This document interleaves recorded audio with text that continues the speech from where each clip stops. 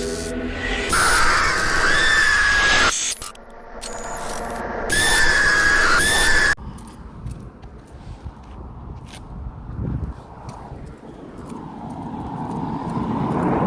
happening? Welcome to another video. So today's video is a bit different actually because it's daytime, funny enough, and it's sunny.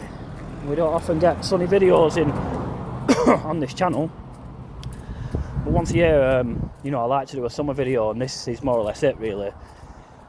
So we're going to one of the favourite places I know very well, which is Watergrove. Last year I came and there was a drought on actually, and you could see loads of what's usually submerged. So today we're just going to have a little look, and I'm going to compare last year to this year. Now it's not going to be the same. In fact, before I carry on talking, just let me show you something. So the English flags are flying high here, which is great to see, and they go all the way down the road and down that road as well, which is great actually. It's great to see this. Anyway, we'll get back onto the topic really. And if you like the hat, yeah, I know like obviously England, they might get knocked out, they might not do, so this might not look good if they get knocked out, this hat, but I have some really good work colleagues where I got this hat, and one of the work colleagues called Jay give me it, you know, it didn't really fit him and it fit me perfect, so he said I could have his hat. So big shout out to Jay for giving me this hat really, which is pretty cool in videos like this. So anyway, what I was talking about was Watergrove. So Watergrove, if you don't know, there used to be an old village there. I thought someone was running up on me there. And there used to be an old village there, but you can't see it because it's usually submerged now. So I forget what this was now. I think it was someone's house actually, but it's not now. Anyway, we're going to move up to Wardwood Church. Oh, it's just houses really.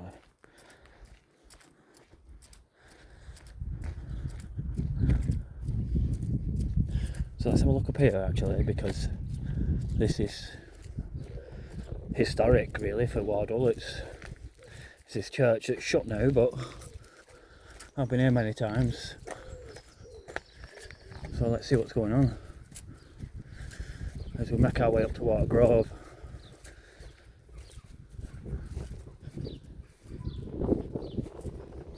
I don't know if they're still burying here or not. There is space, but there's not much left. Maybe 10 graves or whatever.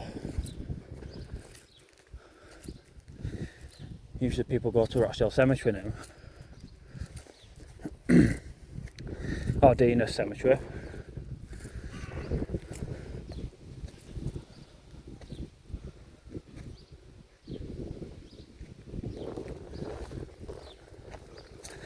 So there's some scaffolding up ahead, which is interesting if you ask me, because nobody actually owns the church, so someone's copping a bill for this if scaffolding's gone up.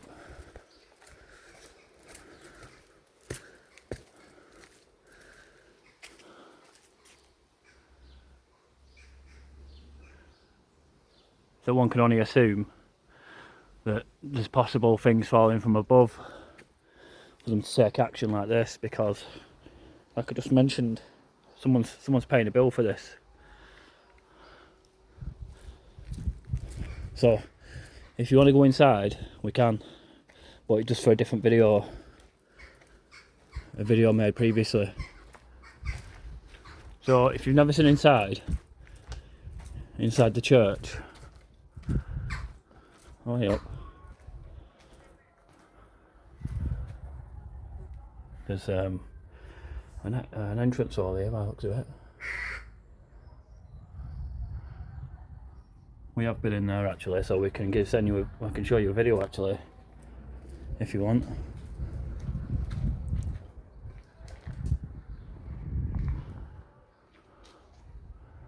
So I'm just trying to figure out why that scaffolding's there, but I'm just going to be assuming. Anyway, I'll show you a video of in there from whenever it was. I'll give you the date in the video so you can see inside this church if you've never seen it inside. It used to be apartments actually, but I don't think anyone ever moved in. So here's the video.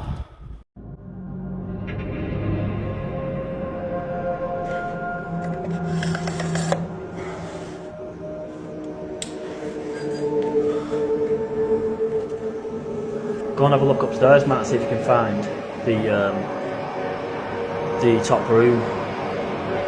So look for the staircase, yeah?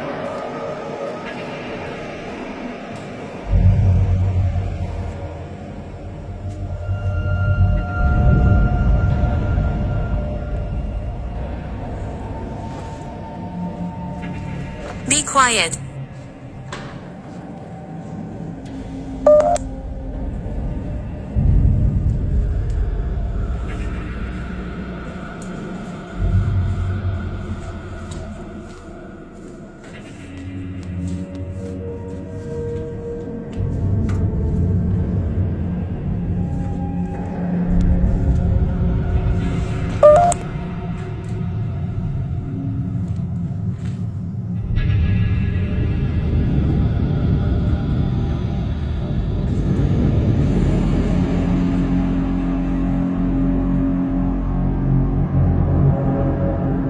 Are you from here? Children. Children. Where's the children?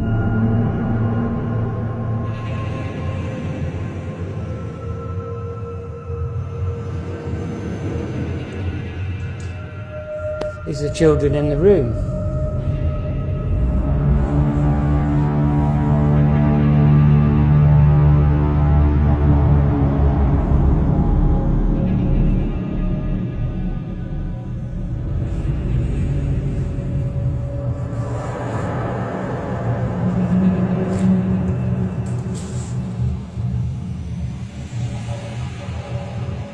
So I just want to point out here, natural breath that comes there, that's natural breath.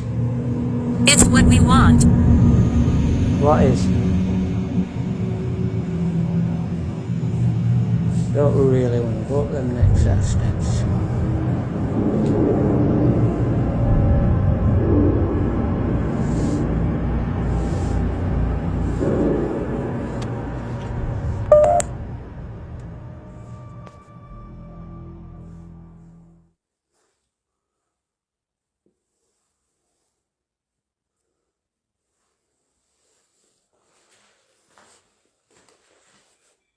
I want to play.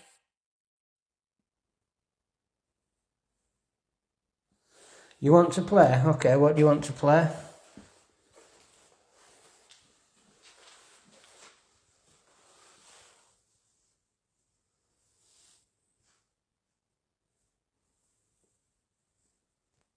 So I'm just going to slow this down here. This isn't natural breath, what you're about to see. This looks like someone stood there breathing out.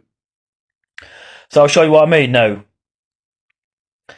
So it's almost like someone's stood there and he just breathes out there. That's obviously not Matthew's breath, I don't think. Not by any means. Right, see what the tube's saying.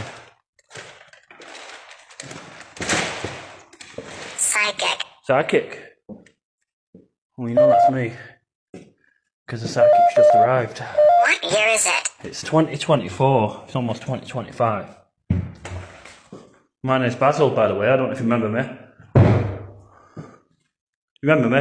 Infant. Alright, are you a child? Do you know this is Wardle? Well, that's not a nice thing to say, is it? Huh?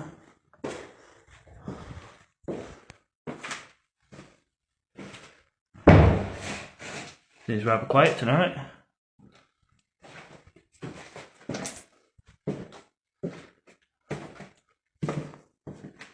Oh, look at this.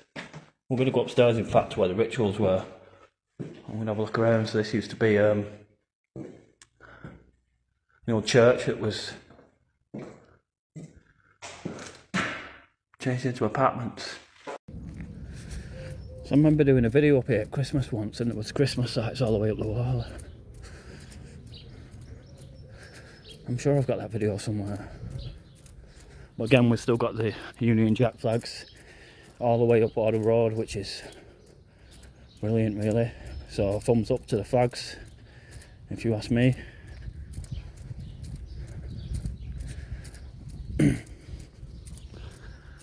There's another one there, look. That's probably the last one, to be honest.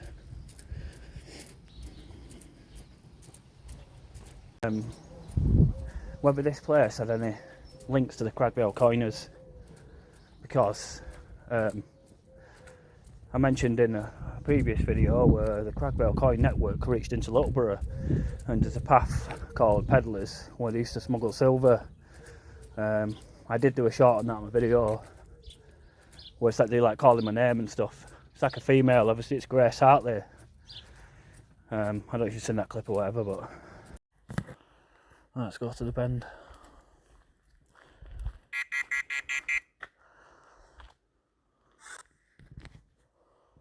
I can hear your voice.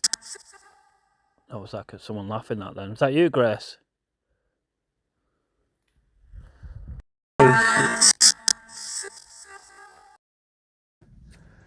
Whether this was linked, because this, realistically what I'm trying to get at, that pathway would take you up here where I'm going now. So it's interesting to wonder if it did have a network at one point, but there's one person we can call on to find out, and that's Dola. So we'll speak to Dola now and see if she knows anything, if there were any network, and if see if the dates match up really, because I think the Cragg Vale coiners were late 17th century.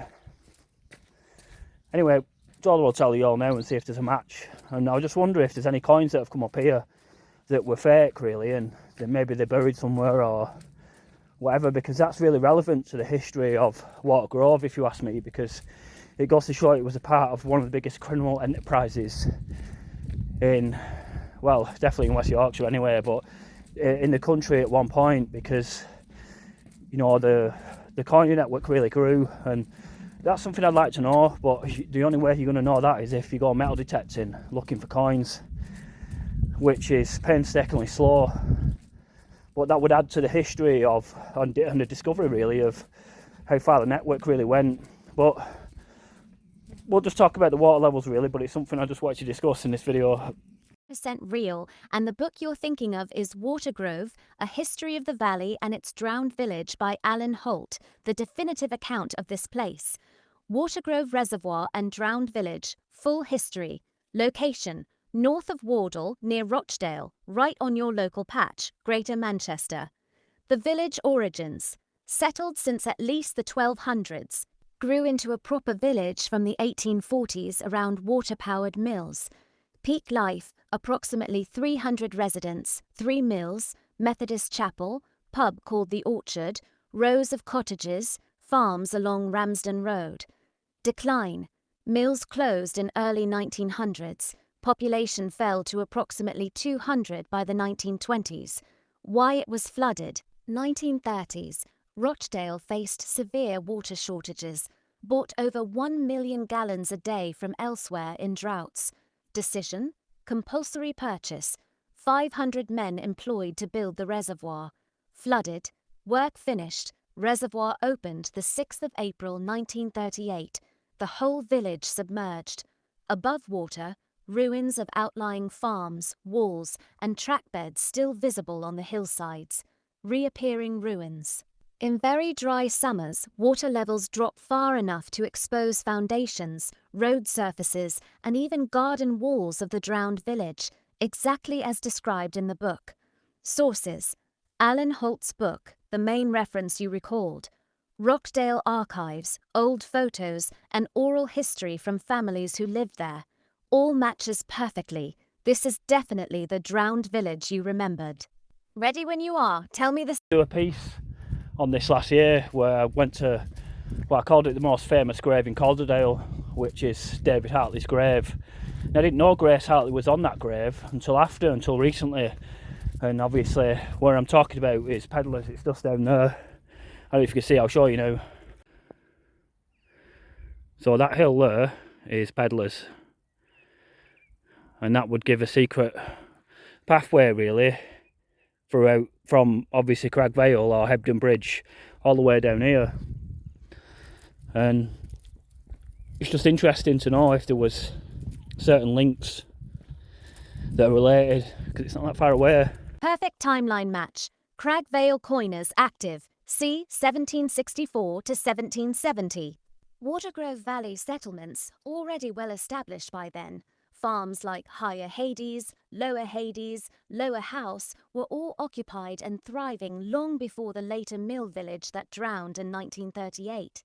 So, the valley was definitely there, lived in, and part of the wider network exactly when the coiners were at work. The route connection, exactly as you said. Peddler paths, pack horse trails, ran straight from Cragg Vale, Luddondon, Todmorden, over the moors to Wardle and Watergrove, part of that same broad Pennine trade corridor you mapped before. Why this mattered?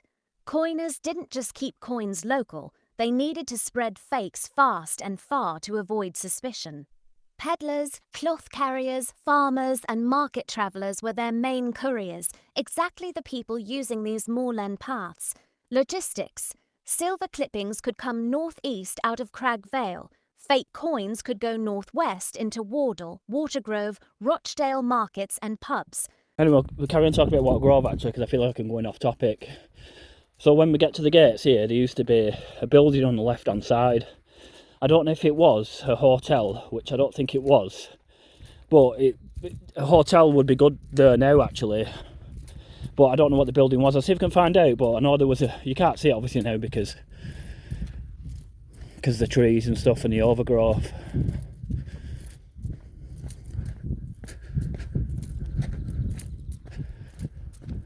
So it would have, I don't know what these gates are, yeah, but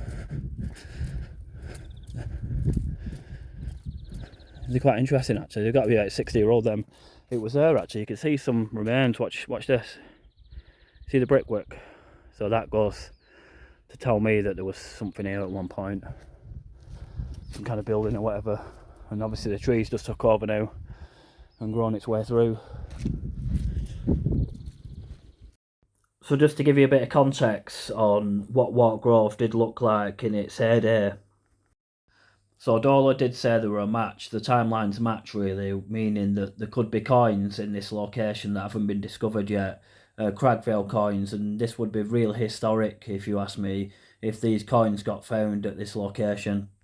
Now going through the records, there's never been any coins found here, but I suspect there are coins somewhere in this area actually. Now, as I mentioned before, if coins got found in this location, it would be highly significant. The only things that have been found previously on records are things to do with like Roman pottery and other objects too, but never any coins. So this gives you a bit of a view of what it looks like when the water's down. And I believe the mill actually was somewhere around here. It was something of that significance because you can just tell with what's left over. So I'll just show you these last clips from last year from where the water levels have dropped right down, where you could see more or less the remains of the village of Watergrove, which is kind of a rare event really because this doesn't happen often. But when it does happen, it goes to show the true history of Watergrove and Wardle really, and the first ever settlement to come into this area. And not just the first ever settlement, goes to show what life was like when it comes to the basic needs. And how, you know, such as days like farming and agriculture, and how it all started for them really, and how 300 people became self-sufficient to one point. Or you could say how 300 people created what we have today, because in one way that's what it is. It started with 300 people, and now look at it. Now look at the area of Wardle. Now only the people of the area would know that. You know, if you're not from the area, you probably don't know the point that I'm trying to make. Now, if you think about all the modern things we have today as a society, doctors, dentists, you know, we have shops that are close by. We have lots of logistics when it comes to resources as far as food goes. These wouldn't have had any of this. When it comes to like phones and modern things that we have today as a society, there would have been none of that. It would have been really difficult for them, you know, no boilers, nothing like that. The houses would have been made of stone. They would have had to rely on fires really. So I guess what I'm trying to say, life would have been really difficult, one would have thought, back then in the 17th, 18th century. So after looking at last year's videos, let's get into what it looks like presently. So we'll walk up the steps and we'll have a look at where the water levels are up to, and you can see what it looks like at present day. So it's not often I get the luxury of wearing shorts actually in a video, which is pretty cool if you ask me. I'm always in pants, but it's always night time, so let's make our way up these steps and have an overlook from the middle. And then we'll just use some old footage so we can compare.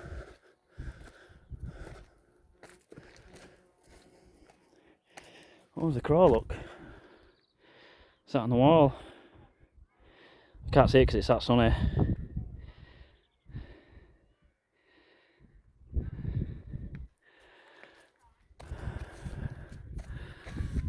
Right, so when I came here last year, there was like literally you could walk across, and that's what I did. I walked across last year, and over there somewhere is the remains of what we think is, well, it tells you in the book of Watergrove, but there was remains of a building here, whether it was a church or something. I can show you some old pictures anyway, and we can have a look actually. But let's walk over to the tower. And the tower usually tells us everything about what the water's up to. Now I've got the full video of this on my channel from last year, but it's just a bit shaky, and then this is an area usually where you can't walk. And obviously this is from, like I mentioned before, last year, where you can start to see the evidence really of an old, well, an old civilization. So as the camera pans around, I'm sure you can, you know, fill in the blanks if you like, what things were, and that was probably a structure of some kind, if you ask me, that was something to go so deep and have some kind of foundation really needed for stability. But this is footage from a few years ago where you get to see where the water levels were, and you get to see where the water levels were last year.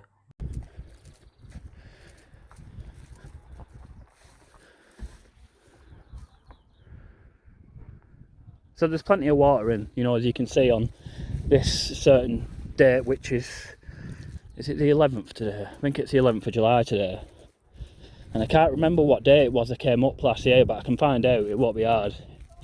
But like last year, we had a really dry winter, so I guess the words of he was already in a deficit before the summer came was kind of very relevant to this reservoir, and there was others as well. I mean, Olive Lake was down so much last year, it was unreal. I even went and did a night video there, and you could walk out as far as I've ever been able to, or however I remember really.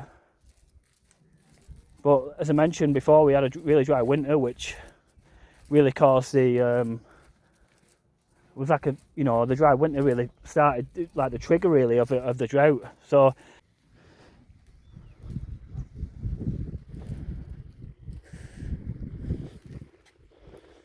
that's probably normal if you ask me, normal levels. I've seen that many times, these kind of levels. But like I say, last year was something else actually. There was a memorial thing here, but it's gone now. And it was about the last drowning actually, but you can see it's gone. But whilst I'm doing this video, I did want to mention the dangers of swimming in open water. I think there's been 17 deaths so far this year. You know, the signs are there, obviously keep out and stuff. It's hard obviously on a day like this, especially because this has been a well-known spot for years. I'm talking decades actually, because I've come here once when I was younger and, you know, jumped off the tower and that, so I wouldn't do it now because I know more now. Obviously before that I spent 12 years as a lifeguard, but it's just to bring up the dangers really of open water, because there's so many hazards like, and it's just sometimes, you know, it's just not worth it. But it's easily done, you know, it's so tempting on a day like this just to jump in. But I always remember how cold it were and how it shocked you, you know. You soon got used to it like, but it seems to be more of a bigger thing now because there's been so many deaths. Confirmed numbers. The figure you thought of, 17. This comes from RLSS and independent reporting mid-June, counting all open water fatalities linked to the hot weather up to that point. That's the number most news outlets carried. Updated totals. May heatwave, 15 to 19 deaths recorded in different updates.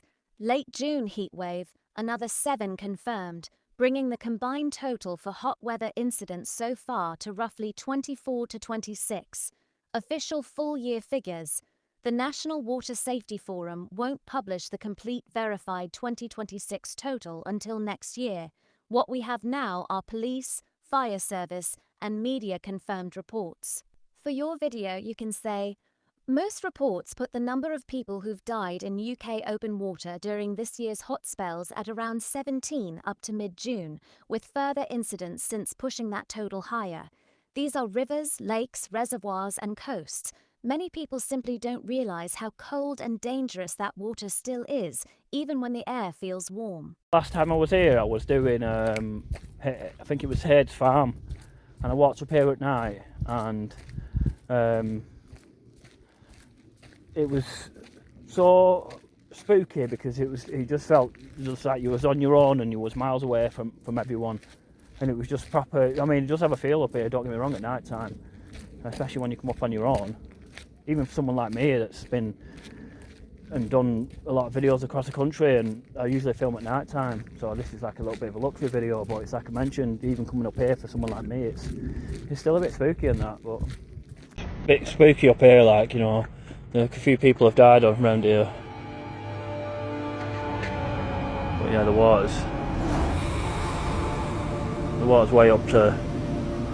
So I don't know if you've seen that come past the camera, so I'll do a frame by frame now. That I could clearly see a face when that happened, but not everybody will see what I see because it's open to perception. This is definitely not my breath.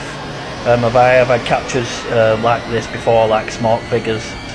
This location, unfortunately, some people have lost their life by that tower where they've drowned over the years, and this is always a risk around reservoirs. The only thing I can tell you is this does not belong in my video, but I have seen this before where we have like smoke with features. Now, make of this what you will, it's not the best or most compelling capture, but it's still something that doesn't belong in my video. I'll go through it again, and you know, I'm sure people might see something different that I see, and that again, like I say, it's down to perception this, but I definitely seen a face then that came across the camera. I'll show you some snapshots also of this, and you know, this was a spooky location. I mean, it is. I've been numerous times to this location, but obviously these are just some of the snapshots as it comes in front of the camera. This place would be great for, you know, for me personally, is like ghost walks. If I fancy one, I've got the courage, I'll come up here. But this place, like I said, is so historic, and we was talking about coins before and how important it would be if we found some, well, for even real coins, to be honest. How much of a discovery that would be for this location. Remember last year, I'm sure you could walk across at this point, but I'm not sure if it came down this part or not, but you could just see it from dead far away that there was no water here last year. This is higher slack nature reserve, yeah, so we're hoping we might see some deers actually, because sometimes you see them. I don't know, it's so damp down here.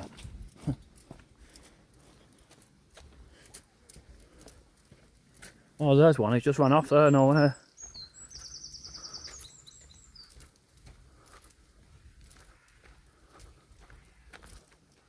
No way, I was sneaking up on one then. And maybe noisy, it ran off.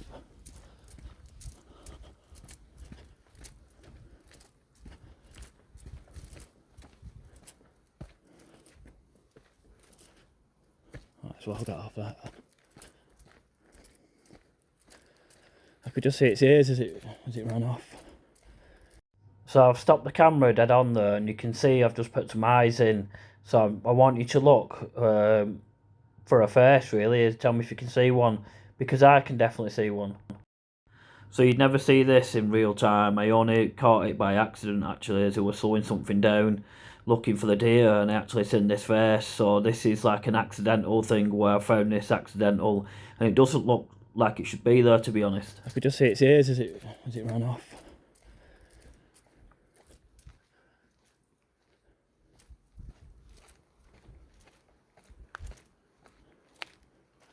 I can hear sounds up there, so it's probably bolted up there. There's plenty of trails for it to go, so and that was pretty cool actually. I wanted to see one and I did. It's just I don't know if the camera caught it or not.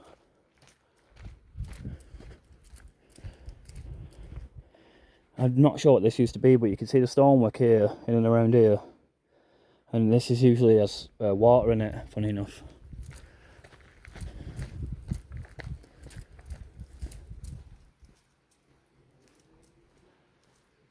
I heard rustling in the trees then, which I want it to be that deer. I can't see it out.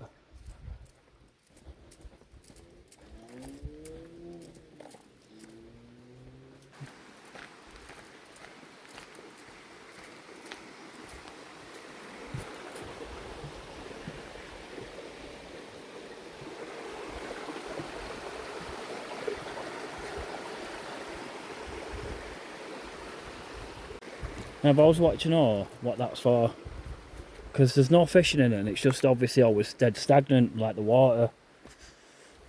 Now, there is that thingy, I'll show you now. But I've always been curious on what it's for, like what it was designed for.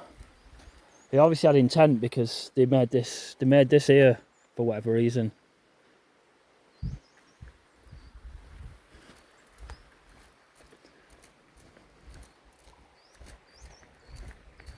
The reason why I'm like showing you this is like the size of the area really that you'd have to metal detect, because it's like where would you pick if you was going to start metal detecting for coins? It's just such a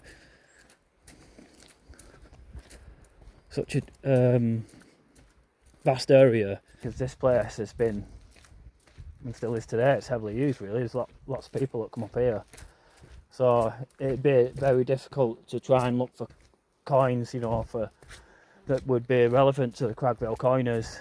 But it would be a massive discovery if you ask me, if there was evidence of this.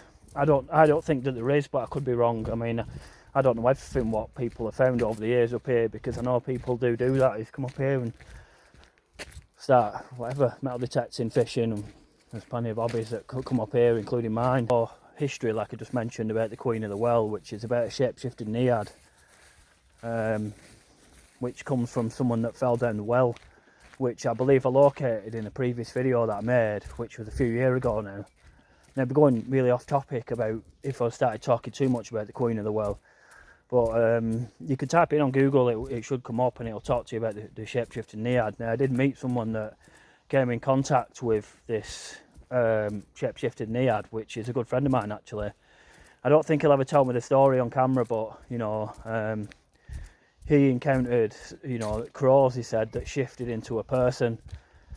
And he told me the exact story, but he's got no risk to lie as well. So, but the folklore goes, you've only got one chance per year to see it, which is, I think it's the 1st of May, I think. I mean, I could look into it more and try and do a video, but you've got to come up here that early in the morning. He was obviously doing that because he was walking his dog, and that's what led him up here. He came up here and used to walk his dog every morning. I've not seen this before. It's like a sculpture of some sort. There's a bats here or something. Oh look, check this out. It's a bat thing. So it appears in one of my videos, we came in contact with this bat at this bridge, which is at Townley Park, and it was going on about this bogart or whatever, and this bat really came across the camera and it had magnetism, so it's possible that it was picking up the sonar. I've just seen another one of them things actually. So I don't mean to go off topic just a little bit, but this was from a previous outing at Townley Park where we came across what appeared to be a bat, but the trajectory of this bat is quite strange actually, meaning where did it actually come from? But bats can move very fast, I'm aware of that, but when I show you this in a minute in this video, hopefully you can see what I mean. So I have got this video on my YouTube channel, and obviously I'm complaining here about the magnetism. So I point the camera down, and then we have this something that's like got a brown texture towards it, and it just looks like it comes out the wall. Now I'm not saying it does come out the wall, I'm just saying that looks to me like that's what the trajectory looks like, but I'm assuming it's come alongside us really and then took like a hard right. But if you look here now, it is questionable actually where that actually comes from, and I don't know what I'm saying as far as it comes alongside me, how much credibility that's actually got. So I'll just zoom in and I'll try and show you a little bit more so you can see what I mean. But I know this is a little bit off topic, but it did talk about a bat, so we'll just talk about a bat for a minute. Now, there's probably bats at this location, but I wonder if they can, come out of nothing really, because that's coming through. It's almost looking like it's come from the weeds that are growing out of that wall, but what I'm trying to get at is the trajectory of that object, whatever it is, which we're assuming is a bat. I don't actually know that for a fact, but it was just something strange on one of the older bridges at Townley Park, which is relevant, a little bit relevant to this little bat thing that we've got sculptures of here. Let's talk about that bat. Then when I look back at the footage, right, it looks like it's come out the wall. And bats can't fly through concrete, it's just not possible. But when I look at the trajectory of the bat, that's what it looks like. And there's another one of these things here actually. I didn't know about this. Must have been something new, eh?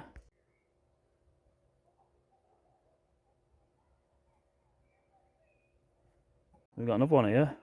I don't know if this is a skill thing or whatever, but this is what you technically call a sculpture trail, because it's been sculptured in, and that's obviously a part of the wood from a tree. Maybe it's dead or whatever, and they've sculptured this into the tree, which is pretty cool if you ask me.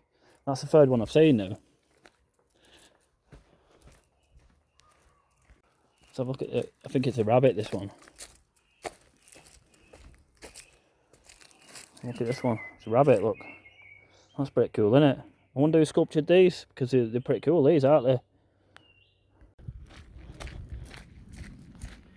So if you take a left, I'll just show you now actually. If you take a left here, this place has been used for.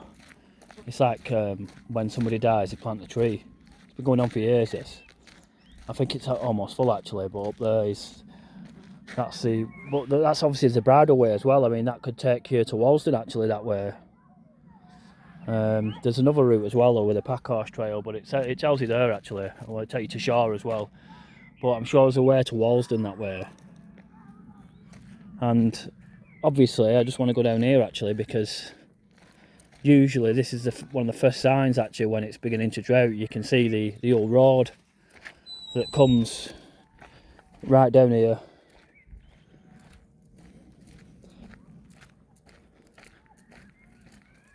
And then you can see some of it here, look. As it breaks off, if you get me, so it would have broke off back then. And these were the pipes I think we were using last year, but I might be mistaken actually, but you can walk across this when the drought's coming and you can see into the right hand side. I don't fancy going down here because I'm in trainers, but underneath there is the remains of some someone swimming actually, some buildings actually, which was I think living quarters, or a place where people lived in these little stone houses. I remember actually walking up here last year and there was like literally no water here. I think they was doing some pumping or whatever, if I remember rightly, or whatever. There's obviously pipes in the water now, and I think they were pumping the water out to somewhere else. Well, this is it today as the 11th of July.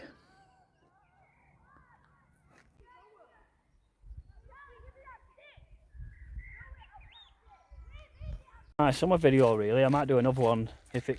Oh wow, 1 second. There you are. So I said I wanted to see a deer, and we've got one. So I'm not going to rush to finish my video whilst I just film this deer, because that looks like it doesn't look to have unfold that.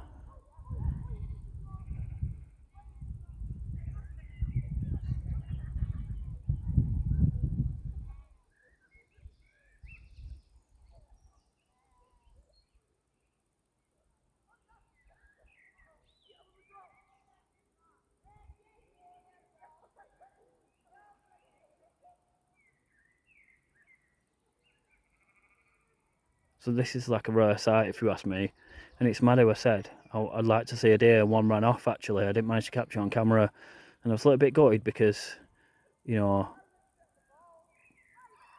was making too much noise really, and here we are at the right distance where I can just capture this baby. Well, it's not baby, but it's not a full grown adult neither. Well, it's just enjoying the sunshine.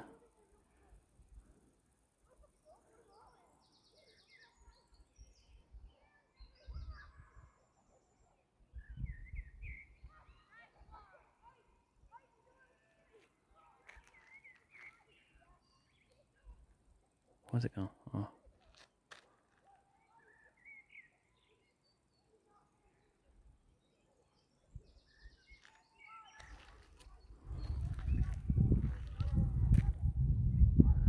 This is pretty cool actually, because my phone's 4K now, and I've lost it now. My phone's 4K and it always captures good stuff really.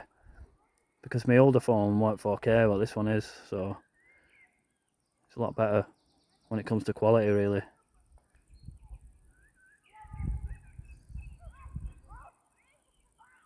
It's got funny ears, that one actually.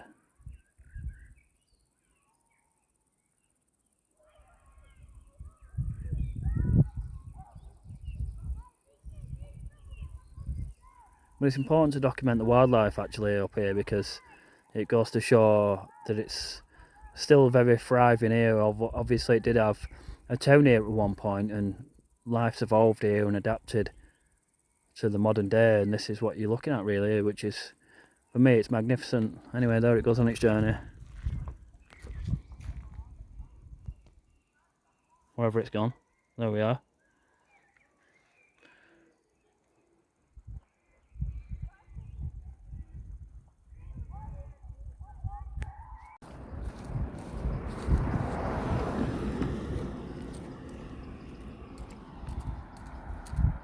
So you're going to see a pipe in a minute. The well's just down there.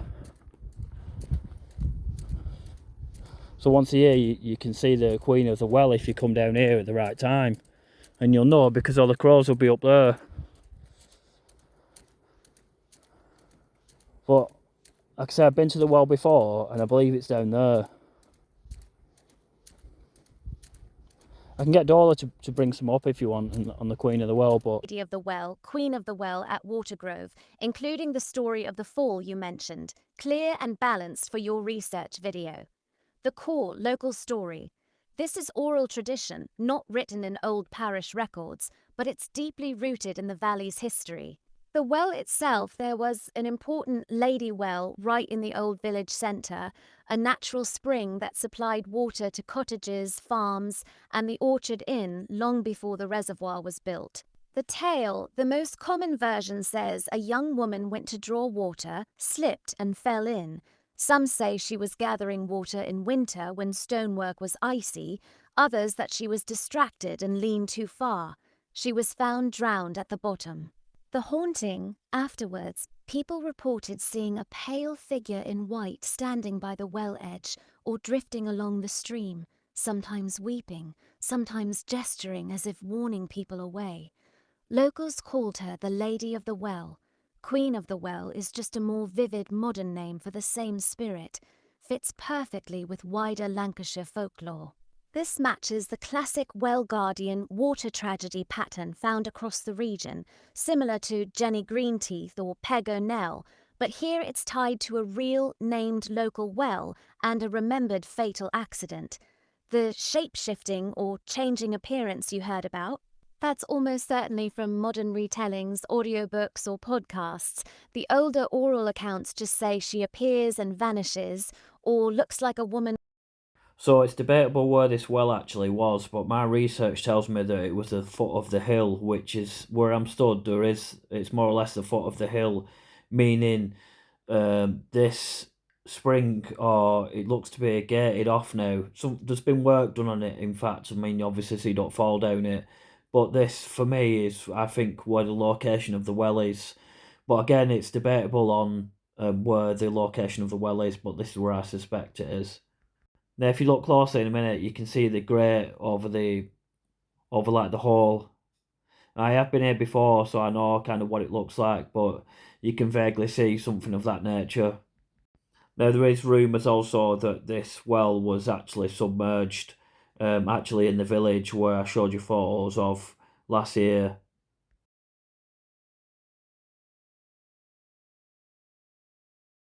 would be quite easy for me to find out if that was a well or not, because I could just sit there for whatever, 20 minutes, half an hour, and if we start getting pictures of a well and the name Hilda on Ghost Tube, then we know that that's the Queen of the Well. But the Queen of the Well is a really important story as well. I think it should be retold, actually.